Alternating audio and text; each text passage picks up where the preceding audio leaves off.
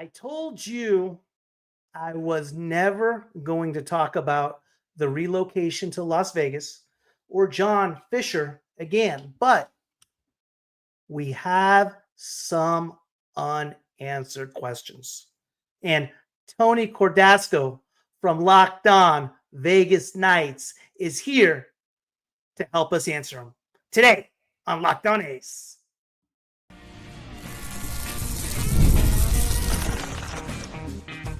You are Locked On A's, your daily podcast on the Athletics, part of the Locked On Podcast Network. Your team every day. Welcome to Locked On A's, part of the Locked On Podcast Network, where it is your team every day. I am your host, Booney. That's right, one name. Thank you for making Locked On A's your first listen of the day. I'm from the Bay Area, and I've been a diehard A's fan since 1981. And I'm here to bring you a real fans take, covering everything from Sacramento to Las Vegas. This is the place for A's fans to get the latest game breakdowns, team news, and more. This is where the passion of the fans take center stage. We are free and available wherever you get your podcast, including YouTube. And please hit that subscribe button wherever you are following the show. I believe the last time you were on with us, I was still wet behind the ears, trying to understand the Vegas relocation, the issue. I was listening to the Bay Area media like it was gospel. And I tell you, if I had to do a career choice, I would be a Bay Area journalist. I mean, all you have to do is write, hey, I have a source at U.S. Bank or Goldman Sachs that says John Fisher is getting declined. One of my friends is his friend. He's not interested in going to Vegas. I do that. Shoot, I have the keys to the city by now. Once they catch on to it a little bit, I start on with something different, but the truth doesn't seem to really matter anymore. So, the reason I wanted to bring you on is just to clear up a lot of the misconceptions. There's a problem with the news media when I have an issue with a certain subject and I want to go to YouTube and talk to Togo and Moss because I feel like he knows what he's talking about, or Twitter and ask Vegas News because the Vegas locals really are sharp and they know what they're talking about. And I got to give credit to them. So one of the big things coming out of the news so forth is the A's going from a big market in Oakland to a smaller market in Vegas. And again, many people want to see this Fisher fail just because how Fisher presents himself. How are the A's, or for any organization, going to capitalize on revenue in the Las Vegas market? How is it different than, let's say, the Bay Area, other parts of the country? Yeah. Hey, Booney, great to be back with you. But, when you start talking about that, I mean, obviously, they're going to benefit from tax credits again, and the hotel room tax, which we've talked about before. And so far, you have to, because there's nothing else to compare it to, you really have to talk about the A's and their stadium project and Allegiant Stadium with the Raiders. I mean, that's the only comparable right now to date, because they're both using hotel room tax money, et cetera. And so far, Allegiant Stadium has really paid dividends. It's paid off. And already they've cut into, I think it was $750 million initially that was needed to build that stadium, to build Allegiant. And it's down already to $635 million because people keep coming to Las Vegas and they keep renting rooms. What do you mean about how do you mean about the hotel tax credits? How's that exactly? So the tax credits are what the county and what the city officials will give to the A's. All right, for instance, so that they don't get taxed as heavily there. when I'm talking about already, it's what, over 60 million, I think, that's been collected in the hotel room tax. So don't quote me on this, but I think it's 0.08 cents per room per night that goes into the till that will pay back to build a stadium, or at least this is Las Vegas's and the stadium authority's effort to give back money that helped to build the project. Okay. And so, yes, so if you're staying in a hotel room in Vegas, thank you. You helped to build Allegiant Stadium. You're helping to build the new A Stadium. Thank you so much. Because and people here are kind of nuts, because all of the people that said doom and gloom and I'm not paying any tax money, I'm not going to do it, then it's coming out of the stinking hotel room tax. You're not paying a single cent. So relax. They're giving them Right. bonds. The county's helping out. The city's helping out. And at the end of the day, these are like large convention spaces that are going to drive revenue, drive business, and people are going to come to Las Vegas to see the A's, whether people believe that or not. You were talking about the Bay Area media. At least they're talking. The media here, they just don't even care. It's apathetic, man.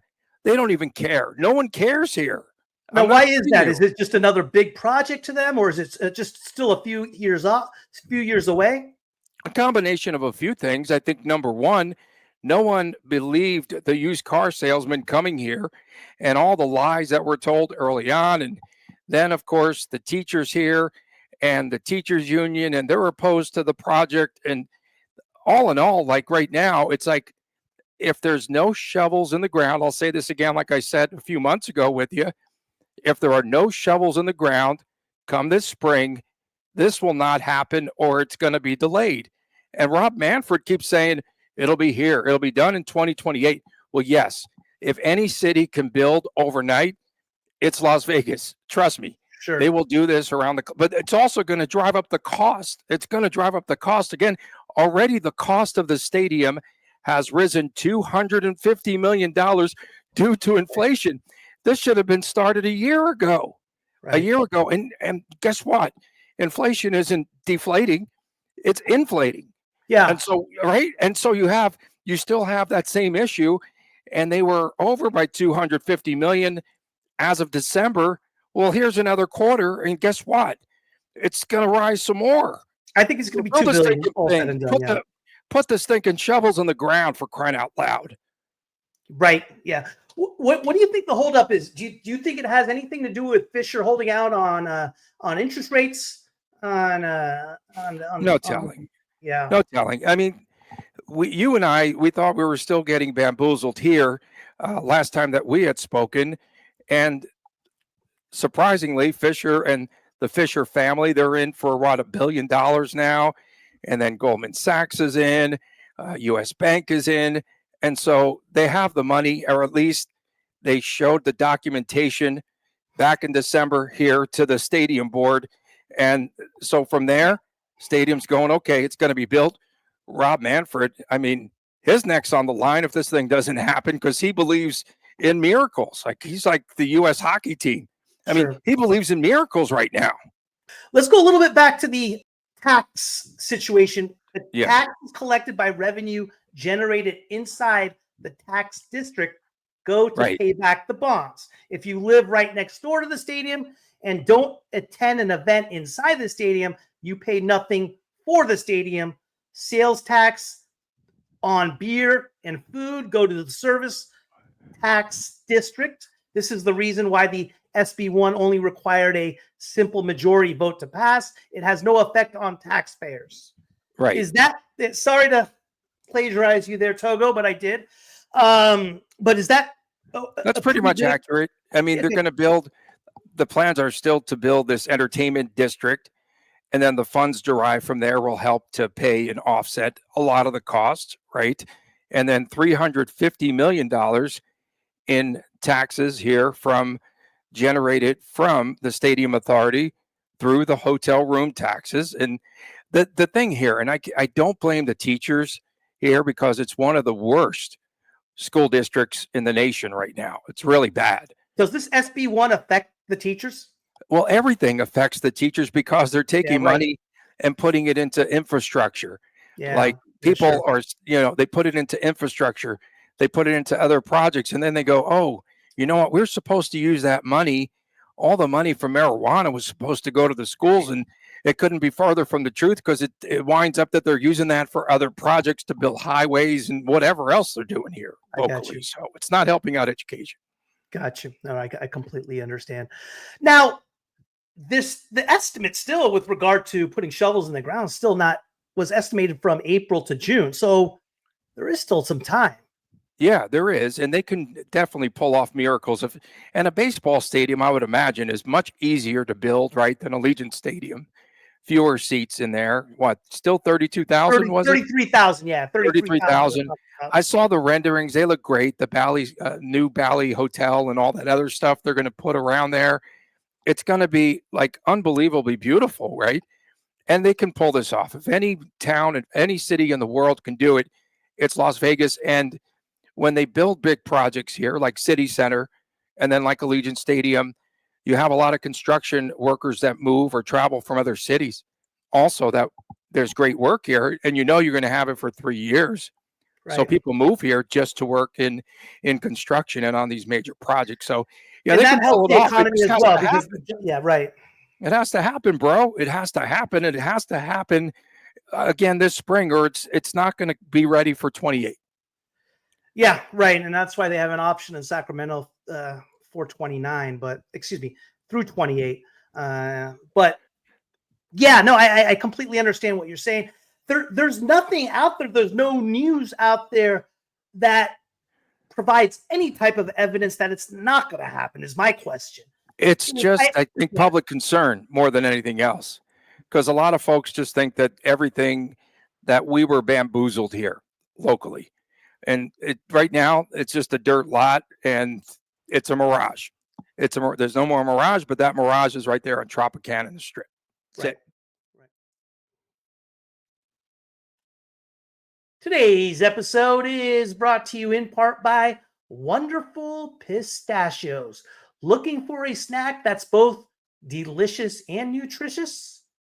Crack into a good source of protein with Wonderful Pistachios. Wonderful Pistachios is one of the highest protein nuts. Each 1 ounce serving has 6 grams of protein, giving you over 10% of your daily value. Plus, they are packed with fiber and better for you unsaturated fats to help keep you feeling fuller longer. Personally, I love the no shells variety. It's the perfect grab and go snack for busy days, whether I'm snacking at my desk on a road trip or just need a quick protein boost. They are always my go-to. And if you love cracking open every shell for that satisfying crunch, the in-shell options are a classic favorite. The fact that Wonderful Pistachios is a complete protein providing all 9 essential amino acids. How these little green wonders pack a protein punch. No shells, Wonderful Pistachios for that grab and go ease. The satisfying crack of opening each shell. It's like snack meditation. Whether you are running between meetings or dropping off the kids, Wonderful Pistachios are the snack that works as hard as you do. Get snacking and get cracking with the snack that packs a protein punch. Visit wonderfulpistachios.com to learn more. I want to talk to you a little bit about an article that came out last week with regard to parking. Now, the A's filed a land use permit for the stadium, but according to the county, they're short about 6,000 parking spots in order to pass what the county is requiring. And when I was doing a little bit of my research, it sounded like this is exactly what the Raiders went through at the I was just going to say. Same exact thing. And what the Raiders basically did is they purchased some land close to the stadium, developed into a parking lot, which took care of the problem. Now, I'm hearing mixed type of news on this, that won't even be necessary, that the A's will use hotels and the MGM Grand parking lot to satisfy that. But will that satisfy the county? So I believe the county's going to bend a little bit here because they want to see this happening. Yes, they'll be short on parking. I think the article you're referring to said that currently they have 2,470 parking spaces, Correct. of which the county had mandated 7,500 That is parking correct. spaces. Before Allegiant Stadium was built, we did a Facebook Live show right on that land. And I was like, where are they going to park cars? All of a sudden, this huge stadium's going to come and they're going to just build this monstrosity. But there's no place around here to put parking. There really wasn't. And so currently on site at Allegiant Stadium, 2,375 parking spaces. That's it. That's it. 2,375 on the property. And then around there, there's over, I think, around 7,000 plus around there. And so, and hey, be creative, right? If you're a hotel casino property in that area, build a garage like the Terribles folks built a garage across the street. They're capitalizing, making money. They built a nice little strip mall there of sorts with a Starbucks and a bar. And hey, capitalize on it in that area. The only thing that's, the one major point that's a lot different is the traffic flow in that area. Right now, you go to a Raider game, exceptional. The traffic flow, unbelievable, because most of the fans are coming in Ubers and Lyfts and getting dropped off near Mandalay Bay and walking over the bridge and going to the stadium, the folks from out of town, right? So, and then there's parking around there, locals and other people that have tailgate spots. It's working out to perfection. I'm very concerned about the traffic flow there on Tropicana and the Strip, and there's no place to divert that traffic, so to speak. So I don't know what they're going to do around there. Yes, you can park at MGM Grand, thousands of parking spots in that garage, and they'll probably charge you probably about $80 to park there on game day, even if you're not going to the game. New York, Excalibur, they're all going to follow suit in that area. And then, of course, you have transportation there that can get you there, but they're going to have to figure out alternative ways to get people in and out of that stadium on game day, because it's going to be, it's a mess already as it is. There's more hotel rooms, I think, on that corner than there are in the city of San Francisco. Think about that. Think about that in those terms. So you have the tourists already pouring through there. And then on top of it, you have traffic. They want to play 4:00 in the afternoon games, rush hour traffic. It's going to be a disaster. They have to figure out traffic flow. That concerns me a lot more than the parking issue, to be honest. Let's talk a little bit about corporate sponsorship. Is that going to be a big deal as far as the stadium and a revenue source goes for the A's? It's completely different in Vegas than it is probably in any place in the world. Right. Is that going to be a big factor as far as corporations, casinos buying up season tickets, giving them to their high rollers, suites, etc.? So here's my only drawback, if you will. I'm concerned about the length of a baseball game. Yes, they sped it up, but 2.5 hours. A lot of casinos still don't want their high rollers to leave their property for more than a couple of hours or whatever. The Raiders might be an exception because obviously football is exciting. It's fast paced and all that. Baseball can drag on. And yes, to answer your question, yes, there will be corporate sponsorship. Although I still feel that in those initial studies that they want to rely more on the visitors, on the tourists to fill that stadium. But yes, they'll have corporate sponsors here locally. And it's just going to be, will MGM want to sponsor something there? You know, like they're all contributing to Allegiant Stadium, thankfully. And I think that trend, it should continue here in the future. And that's going to help to drive a lot more revenue and a lot quicker because those packages aren't cheap. But then how are they going to fill the stadium each and every night or day or twilight or what have you? How are they going to fill this place, man? Each and every day, when you have 81 games on the schedule, right? I mean, Right. it's going to take a lot to pull in. And if they're going to diss the locals, that's another issue because all they talked about was tourism and the tourism volume and how much it's going to generate and what people are going to spend every time they come to Vegas. Each person now is worth, I think, $800 a night. So how are they going to continually fill that stadium if they more or less neglect the locals? That would be a bad move because even the Raiders have a huge local base. Golden Knights were built on locals. So there you go. You're going to need to get the locals engaged, and they're going to have to buy tickets. It's the only way they're going to survive here. There was some recent news with regard to the Super Bowl and the amount of tourists it brought to the Vegas area and hotels being at an all-time low and Vegas revenue going down again, according to reports. I wouldn't say to historic lows, but in lows it's been in years. Is there any validity to that? Is there a story to that? Is there any type of base to that? Yeah, I started a new podcast called Believe in Vegas. Yeah. And so I have to start cranking out. I was going to talk about this on the podcast for this week because it's still kind of bothering me because the room rates, they sunk. A lot of people say it's Super Bowl fatigue because the actual game was here a year ago. But if you go back 2 years, we still had 340,000, 350 here in the city just for the Super Bowl to watch it on TV, where this year it was softer and it was like maybe 310,000 people that made The it numbers in. were right there. Yeah. I had a flight coming in on Super Bowl Eve. I was in Phoenix by way of Albuquerque. Don't ask.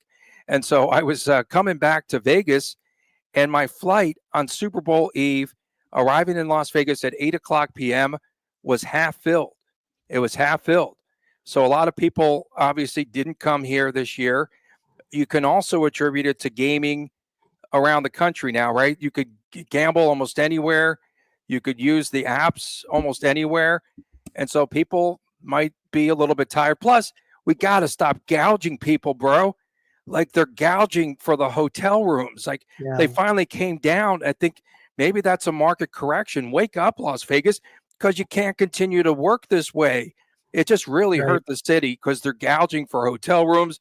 They came down to some normal rates where you could stay at a premium hotel for maybe $220, $230 a night, rather than $500 and $600 where they started, or $800 or $900 if they could have gotten it, right? Yeah. So that's part of it. And then, gambling was down. I think the handle for the state was down 20% on the Super Bowl. And so I think, that could be attributed to widespread gaming and people. Again, this is the only place to bet, right? I'm curious to see how March Madness works here. Sure. If that's going to still be as popular. So we'll see. Yeah. But the Super Bowl definitely was like beyond belief in the city. To me, by far, the best event this city's ever executed. By far. Is that right? Yeah. Wow. Far better than F1 because it affected every hotel casino, not just, 4 or 5 with high rollers and ballers. Sure. So everyone profited. So it was great. Today's episode is brought to you in part by FanDuel. When the game tips off, the NBA action is just getting started, and there's no better place to get in on it than FanDuel, America's #1 sportsbook. With FanDuel, you can place live bets throughout the game. So if you miss the opening tip-off or want to bet on a fourth quarter comeback, you can stay in the action. And if you're looking for a bigger payout, you can even combine your live bets into a same-game parlay. I love using FanDuel's live betting feature because it keeps every moment of the game exciting. Whether I'm backing my team for a late game rally or picking a player to hit a clutch 3, I never feel like I missed my chance. Plus, the app is easy to use, and when you win, you get paid instantly. Right now, new FanDuel customers can get $150 in bonus bets if your first $5 bet wins. Just visit FanDuel.com to join today. That's FanDuel.com for your shot at $150 in bonus bets. Make every moment more with FanDuel, the official sports betting partner of the NBA.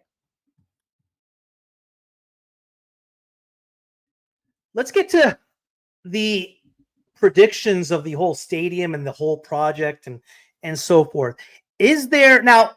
My point of view is he has the money. There's no question. I've gone through that on multiple occasions on my show on how he will pay for the stadium. Jerry Jones did it with the stadium in Texas. It's the same way Ballmer bought the Clippers. It's how Elon Musk bought Twitter. I have no doubt that he has the money. Okay. Now, there still seems to be a level of skepticism out there, but no deadlines have been missed, and they're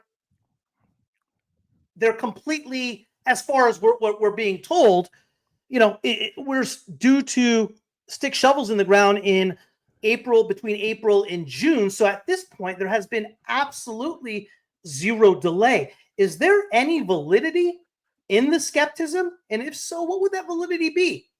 It's just, again, I think that they lost the public trust, initially, and then the delay with showing all the documentation that they had all the funds available. Remember, they dragged it on, and finally in December, the stadium authority said it's now or never. Either you show up here the first week of December with all the documentation that the stadium's a go, or it's scrapped. It's going to be done.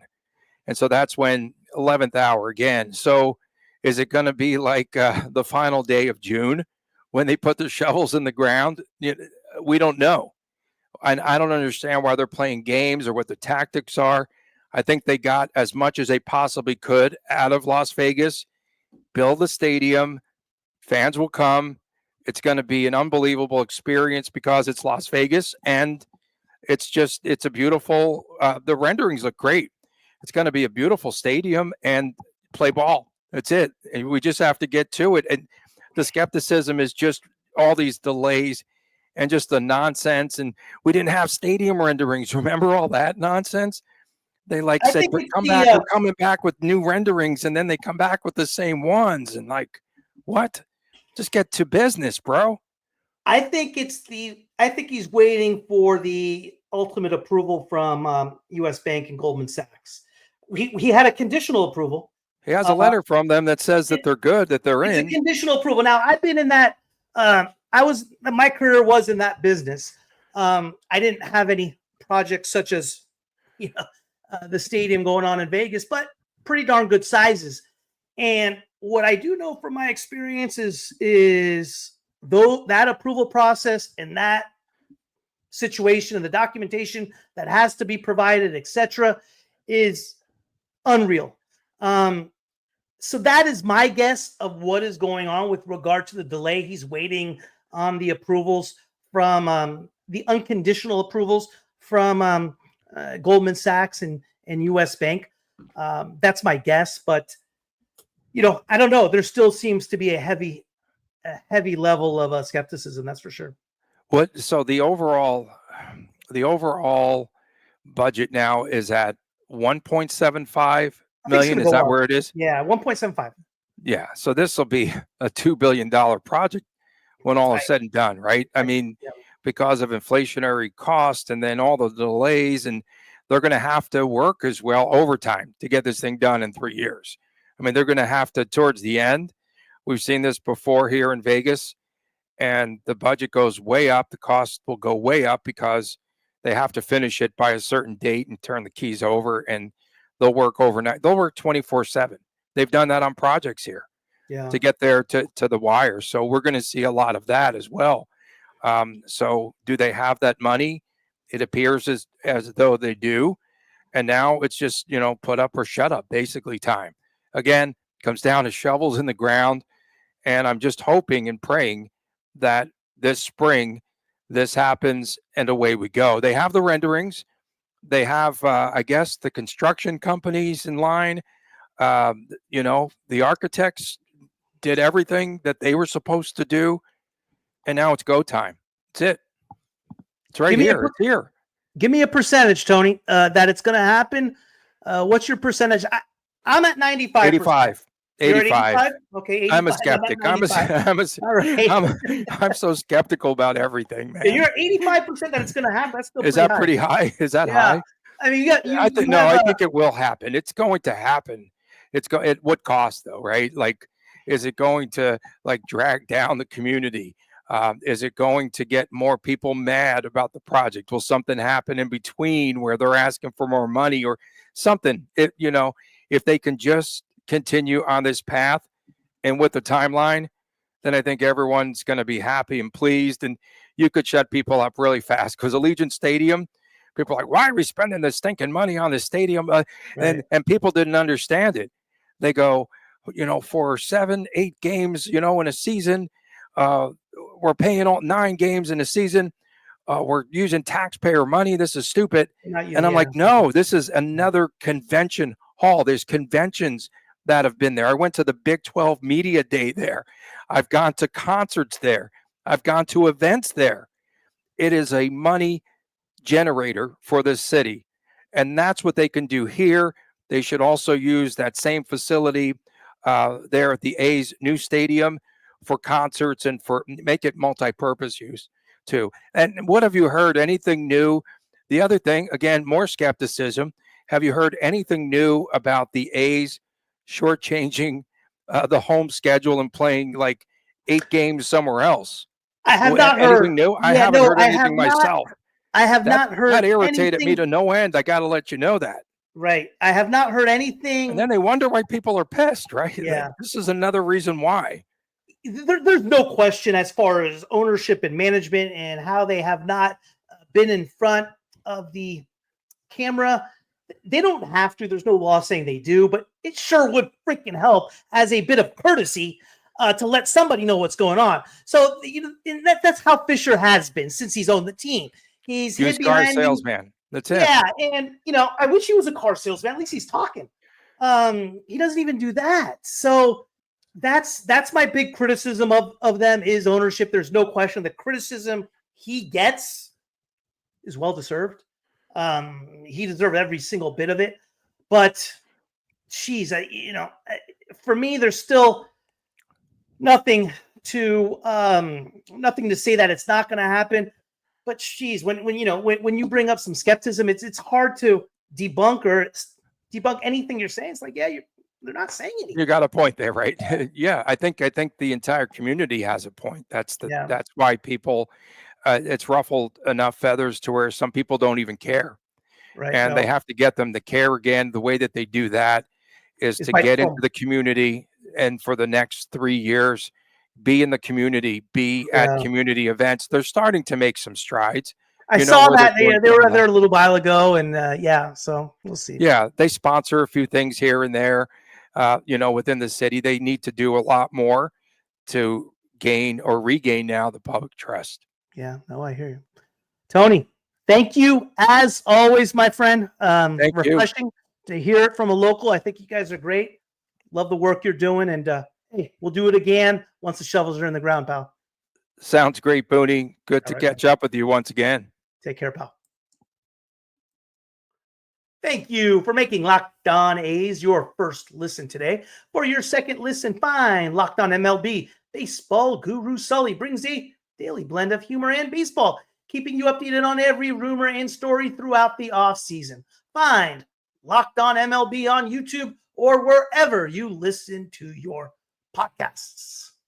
I will see you tomorrow.